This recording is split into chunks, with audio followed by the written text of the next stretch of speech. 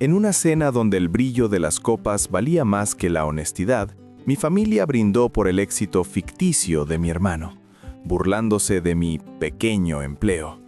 Lo que nadie sabía en esa mesa, mientras mi madre criticaba mi camisa barata, es que el exclusivo hotel donde estábamos cenando, ese que mi hermano fingía conocer como la palma de su mano, en realidad llevaba mi firma en las escrituras de propiedad. Julián, la oveja negra y fracasada de la familia, soporta años de desprecio, mientras su hermano Mateo es idolatrado por una vida de lujos inventados. Durante la inauguración del hotel más prestigioso de la ciudad, una humillación pública desata una verdad que derrumbará las mentiras y obligará a todos a reconstruirse desde los escombros. Saludos, mi apreciada familia. Bienvenidos a Historias Sálmicas. Antes de comenzar, si disfrutas de relatos que mueven fibras y nos invitan a mirar hacia adentro, suscríbete a nuestra comunidad. Aquí valoramos la profundidad sobre la superficie. Dale un me gusta para apoyar este contenido y cuéntame en los comentarios. ¿Alguna vez has sentido que tu esfuerzo en silencio vale más que el ruido de los demás? La invitación llegó en un sobre color crema, con letras doradas en relieve que anunciaban la inauguración de El Zenit, el nuevo hotel boutique que prometía redefinir el horizonte de la ciudad. Mi madre, Elena, lo colocó sobre la mesa de centro como si fuera un trofeo sagrado, alisando los bordes con una reverencia casi religiosa. Para ella, ese pedazo de papel no era solo una entrada, era la confirmación de que su hijo favorito, Mateo, pertenecía a la élite. Yo estaba sentado en el sillón de la esquina, con mi ropa de trabajo todavía puesta, una mezcla de gabardina resistente y botas gastadas que desentonaban con la pulcritud de la sala. Mateo consiguió pases VIP para la preapertura, dijo ella, sin mirarme, con esa voz que usaba cuando quería dejar claro quién traía orgullo a la casa y quién solo traía polvo. Dice que conoce a los inversores. Es increíble cómo se mueve tu hermano, Julián. Tiene un don para estar donde suceden las cosas importantes. Asentí en silencio, concentrado en desatar los cordones de mis botas. Hacía años que había dejado de intentar corregir la narrativa. En la historia que mi familia se contaba a sí misma, Mateo era el visionario, el carismático consultor de estilo de vida que viajaba por el mundo y cerraba tratos en vestíbulos de mármol. Yo era Julián, el práctico, el que se conformaba con un trabajo técnico en mantenimiento y logística, el que siempre llegaba con las manos ásperas y el coche sucio. La diferencia no era solo profesional, era existencial. Mateo era el sol alrededor del cual orbitaban las expectativas de mis padres. Yo era la sombra necesaria para que su luz se viera más brillante. Desde niños, la dinámica fue esa. Si Mateo rompía un jarrón, era un accidente provocado por su energía desbordante. Si yo sacaba una mala nota, era falta de disciplina. Mi padre, un hombre de pocas palabras, pero de juicios severos, solía decir que Mateo tenía madera de líder, porque hablaba fuerte y pedía lo mejor, mientras que a mí me faltaba ambición por preferir entender cómo funcionaban las cosas por dentro antes que presumirlas por fuera. Esa etiqueta de falto de ambición se me pegó a la piel como una segunda capa, invisible pero pesada. Julián, por favor, para esta cena intenta comprarte algo decente, continuó mi madre, mirándome finalmente con una mezcla de lástima y reproche. No vayas a ir con esa chaqueta que parece de segunda mano. Tu hermano va a estar rodeado de gente influyente. No lo embaraces. Tragué saliva, sintiendo ese nudo familiar en la garganta. No de ira explosiva, sino de un cansancio antiguo, sedimentado. Iré presentado de mamá, no te preocupes, respondí con voz neutra. Mateo llegó poco después, entrando a la casa como si fuera dueño del aire que respirábamos. Traía puestas unas gafas de sol de diseñador, aunque ya había atardecido, y hablaba por teléfono con un tono elevado, lanzando nombres de marcas y cifras al aire. Colgó y me dio una palmada en el hombro que pretendía ser afectuosa, pero se sentía condescendiente. «Jules, hermano, te conseguí un lugar en la mesa principal. Tuve que mover algunos hilos, ya sabes cómo se ponen con la lista de invitados, pero les dije que eras mi hermano y me hicieron el favor». Sonrió, esa sonrisa ensayada que funcionaba con todos menos conmigo. «Gracias, Mateo», dije, manteniendo la vista en sus zapatos italianos impecables. Sabía que esos zapatos los había pagado con la tarjeta de crédito que mi padre le ayudaba a financiar en secreto. Sabía que su consultoría era una serie de proyectos fallidos y fotos en Instagram en lugares a los que entraba colándose. Pero ellos eligieron creer la fantasía. Era más dulce pensar que tenían un hijo exitoso que aceptar que estaban financiando una ilusión. La semana previa a la cena fue un recordatorio constante de mi posición. Mi madre me enviaba fotos de trajes caros preguntando si podía hacer el esfuerzo de parecer exitoso por una noche. Mi padre me recordaba que no hablara demasiado de mi trabajo. A nadie le interesa la fontanería o los cimientos, hijo. Habla de cosas agradables. O mejor, escucha a tu hermano. Lo que ellos ignoraban, lo que ni siquiera Mateo en su inmensa red de contactos superficiales había podido detectar, es que mi trabajo técnico había evolucionado hacía mucho tiempo. Esos años de ensuciarme las manos, de aprender cada rincón de la construcción, de ahorrar cada centavo mientras mis amigos salían de fiesta, me habían llevado a fundar Estructuras Áurea. Empecé remodelando cocinas, luego locales comerciales y finalmente invirtiendo en propiedades que nadie quería para transformarlas en joyas. No era solo un contratista, era el desarrollador principal detrás de varios proyectos en la ciudad. Y el Zenith, ese hotel que tanto veneraban, era mi proyecto más ambicioso. Yo no solo había diseñado la estructura financiera y arquitectónica, yo era el socio mayoritario. Pero en casa yo seguía siendo Julián, el que arreglaba el grifo que goteaba y conducía una camioneta vieja por elección, no por necesidad. Había mantenido mi éxito en un compartimento estanco, protegido de la toxicidad de mi familia. No quería que me quisieran por mi dinero, ni quería que Mateo convirtiera mi trabajo en su nuevo escenario para actuar. Quería ser valorado por quien era, pero cada día que pasaba, esa esperanza se volvía más tenue. La noche de la inauguración llegó con una brisa fría. Me vestí con un traje oscuro, hecho a medida, pero sin etiquetas visibles, de un corte clásico y discreto. Me miré al espejo y vi a un hombre cansado de la farsa. Un hombre que estaba a punto de entrar en su propio edificio como un invitado de segunda clase. Respiré hondo, ajusté mi reloj y salí. No sabía que esa noche la paciencia que había cultivado durante 30 años estaba a punto de quebrarse, no con un grito, sino con la fuerza imparable de la verdad. El vestíbulo de El Zenith era una obra maestra de luz y espacio. Muros de cristal de doble altura permitían que la ciudad iluminada sirviera de papel tapiz, mientras lámparas de diseño abstracto colgaban como nubes doradas sobre los invitados. Había supervisado cada detalle de ese espacio, desde la acústica que permitía conversar sin gritar, hasta la selección del mármol travertino del suelo. Verlo lleno de vida, con música de jazz suave y el murmullo de la élite local, debería haberme llenado de orgullo. Sin embargo, al cruzar las puertas giratorias detrás de mis padres y mi hermano, solo sentí una punzada de ansiedad. Mateo caminaba delante, saludando a los porteros y recepcionistas con gestos exagerados, como si fueran amigos de la piel. Los empleados, entrenados para ser impecables, respondían con cortesía profesional, aunque noté la ligera confusión en sus ojos. No sabían quién era él, pero sabían cómo tratar a alguien que pretende importancia. «Bienvenidos, bienvenidos», exclamó Mateo girándose hacia nosotros, abriendo los brazos como si él hubiera construido el lugar ladrillo a ladrillo. «Mamá, mira esa lámpara», le dije a los diseñadores que necesitábamos algo impactante aquí. «Me alegra que me hayan escuchado». Mi madre apretó el armo de mi padre, con los ojos brillantes. «Es maravilloso, hijo, se nota tu influencia, tiene ese toque sofisticado que tú tienes». Me quedé unos pasos atrás, observando la escena. Era fascinante y doloroso ver cómo Mateo se apropiaba de ideas que yo había dibujado en servilletas hacía 3 años. Recordé las noches sin dormir discutiendo con los arquitectos sobre esa misma iluminación, buscando el equilibrio entre calidez y modernidad. Mateo, por supuesto, no tenía idea de nada de eso.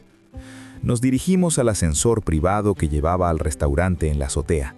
Dentro de la cabina de cristal, mientras ascendíamos y la ciudad se hacía pequeña bajo nuestros pies, mi padre rompió el silencio.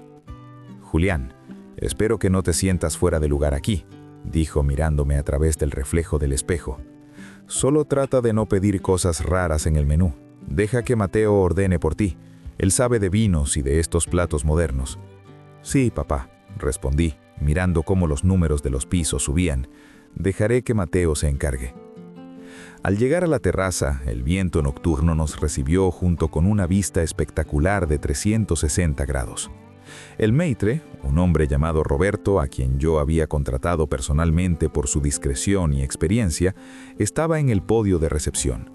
Cuando nos acercamos, sus ojos se cruzaron con los míos por una fracción de segundo.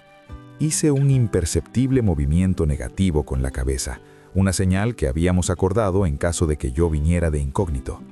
Roberto, profesional hasta la médula, no parpadeó. «Buenas noches», dijo Roberto. «Mesa para la familia Mitchell», interrumpió Mateo, adelantándose. «Deben tenerla reservada bajo mi nombre, o tal vez bajo VIP corporativo. Soy consultor externo». Roberto revisó la tablet con calma. «Ah, sí, una mesa excelente junto al ventanal norte. Por aquí, por favor». Mientras caminábamos, Mateo se inclinó hacia mí y susurró. «¿Ves? Todo es cuestión de contactos, Jules. Podrías aprender un poco. El trabajo duro está bien, pero el carisma te abre las puertas». Nos sentamos. La mesa estaba impecablemente puesta. Mi madre no paraba de elogiar el ambiente, atribuyendo cada acierto decorativo al buen gusto de Mateo. Él, envalentonado por la adoración, comenzó a inventar historias sobre las dificultades de la obra. «Tuvimos problemas con los permisos en el piso 20», mentía con fluidez mientras tomaba un sorbo de agua.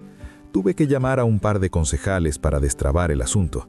Ya saben, la burocracia de siempre».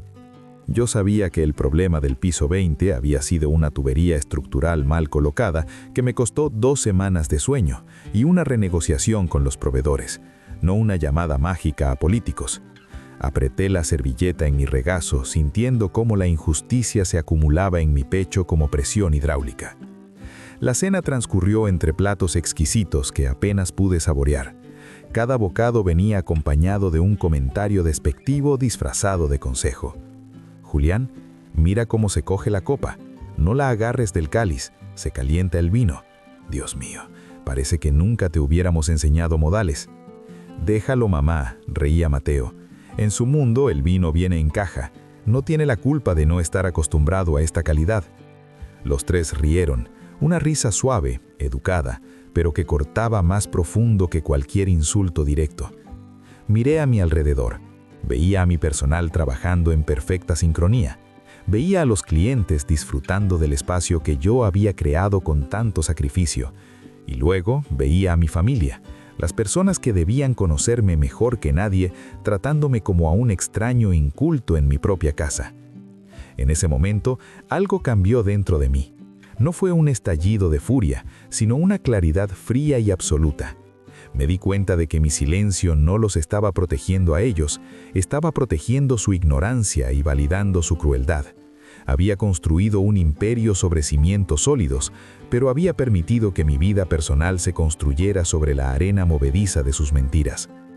El punto de quiebre llegó con el postre. Mateo, ya con varias copas de más, decidió hacer un brindis. Se puso de pie, golpeando suavemente su copa con un tenedor para llamar la atención de las mesas cercanas.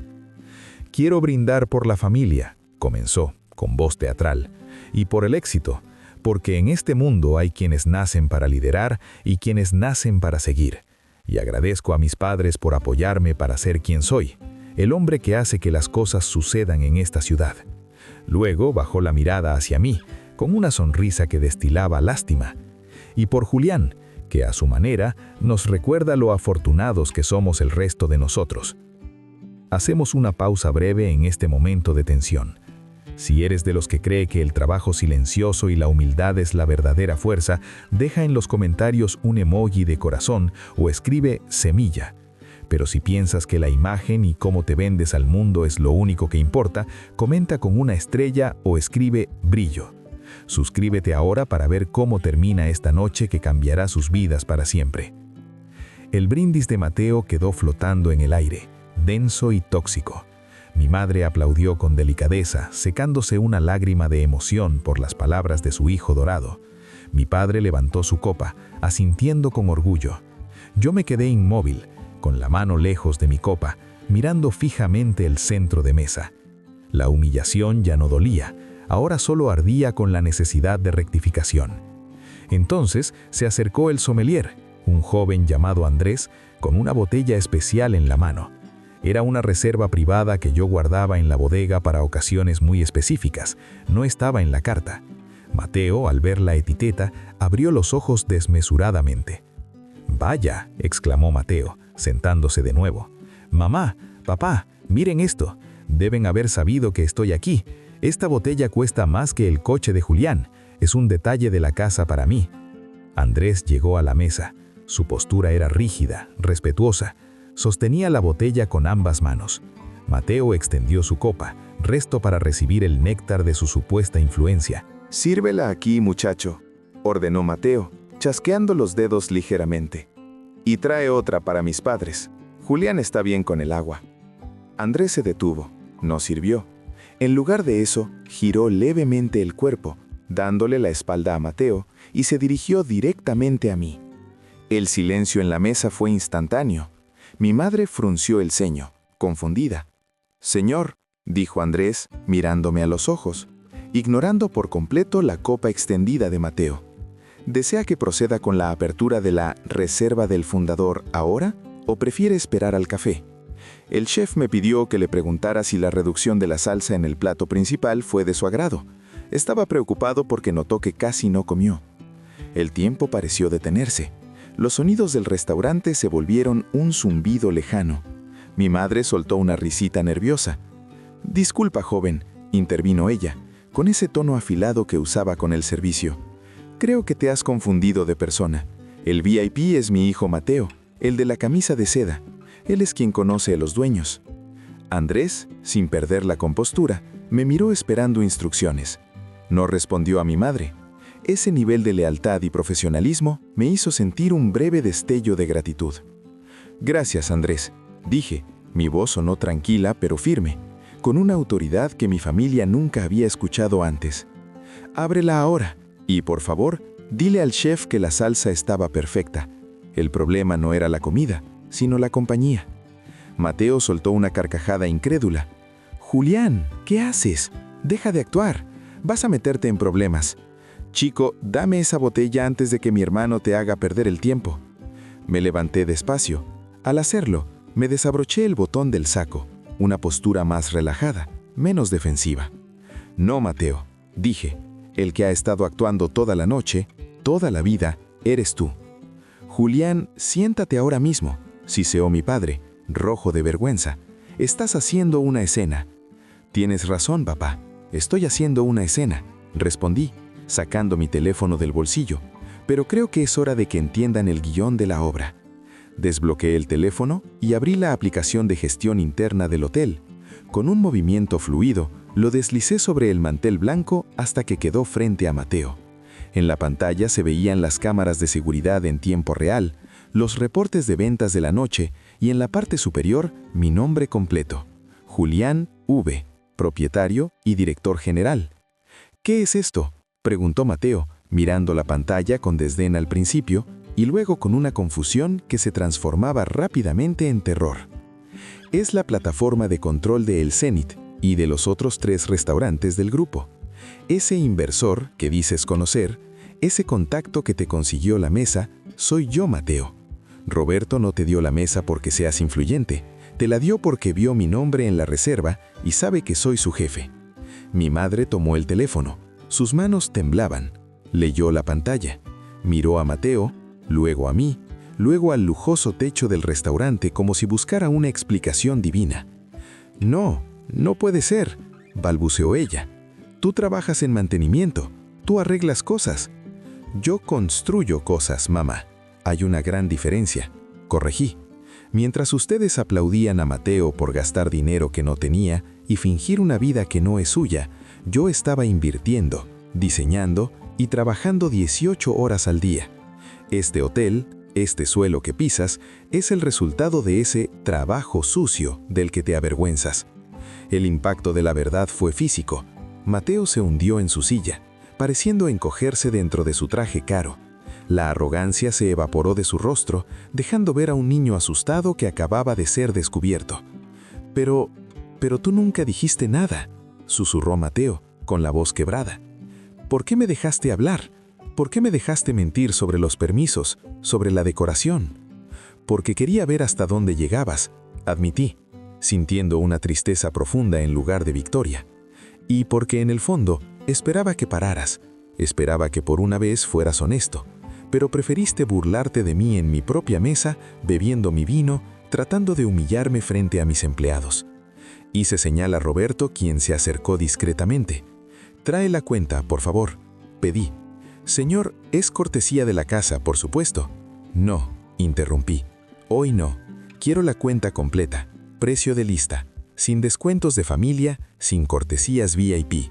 Mi hermano insistió que él es un hombre de éxito que hace que las cosas sucedan. Es hora de que pague por ese privilegio. Roberto asintió y se retiró.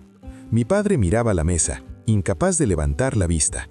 Mi madre estaba pálida, con la boca entreabierta, sin encontrar palabras para rellenar el silencio que se había tragado su orgullo. Cuando llegó la cuenta, en una elegante cartera de cuero, se la deslicé a Mateo. Él la abrió y sus ojos se aguaron al ver la cifra. Era astronómica para alguien que vivía de apariencias. No tengo tanto saldo disponible», murmuró, empujando la cartera lejos como si quemara. «Lo sé que mamá te paga la tarjeta, sé que papá te avaló el préstamo para tu coche, sé que todo es humo, Mateo». Saqué mi propia tarjeta, una negra de metal pesado, y la coloqué sobre la bandeja. «La pago yo», dije, mirando a mis padres. «Como siempre he pagado mis cosas, pero esta es la última vez que financio su fantasía. Se acabó. Se acabaron las mentiras sobre mi trabajo, se acabaron las comparaciones humillantes. Si quieren ser parte de mi vida, van a tener que conocer al verdadero Julián, no al que inventaron para sentirse mejor consigo mismos». Me levanté de la mesa. No hubo despuerto, no hubo más brindis. «Disfruten la vista», dije, antes de darme la vuelta. «Desde aquí arriba, los problemas se ven pequeños. Quizás les sirva de perspectiva». Salí del restaurante sin mirar atrás. Escuché a mi madre sollozar bajito y a mi padre intentar consolarla, pero no me detuve. Caminé hacia el elevador, y mientras las puertas se cerraban, vi a Mateo solo, con la mirada perdida en la ciudad brillante que nunca fue suya, enfrentando por primera vez el vacío de su propio reflejo. Los días siguientes fueron de un silencio absoluto. No hubo llamadas ni mensajes. Fue como si la onda expansiva de esa noche hubiera cortado las líneas de comunicación. Yo seguí trabajando, ocupándome de la apertura al público general, pero con una sensación extraña en el pecho. Me sentía más ligero, como si me hubiera quitado una armadura oxidada, pero también sentía el duelo de una ruptura necesaria. Una semana después, Mateo apareció en mi oficina. No traía gafas de sol ni ropa de marca. Llevaba unos vaqueros simples y una camiseta blanca. Parecía cansado, pero real. No intentó entrar como si fuera el dueño. Esperó en la recepción hasta que mi secretaria le dio paso. «Hola», dijo, quedándose de pie cerca de la puerta.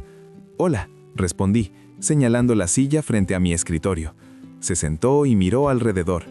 Mi oficina no era lujosa, era funcional, llena de planos y maquetas. «Mamá y papá están procesándolo», dijo. «Están avergonzados. Creo que papá quiere llamarte, pero no sabe qué decir». «¿Y tú?», pregunté. Mateo suspiró, pasándose una mano por el cabello. «Yo me siento como un idiota. No, peor que un idiota. Me di cuenta de que no tengo nada, Julián. Todo lo que presumía era prestado o falso. Verte esa noche, ver cómo te respetaba tu gente, cómo construiste todo esto sin pedir un aplauso, me destrozó. Pero creo que necesitaba romperme». Hubo un silencio, pero esta vez no era tóxico. Era un silencio de espera. «Vendí el coche», soltó de repente, «y devolví la ropa que pude. Voy a buscar un trabajo, uno de verdad. Nada de consultoría. Necesito empezar de cero».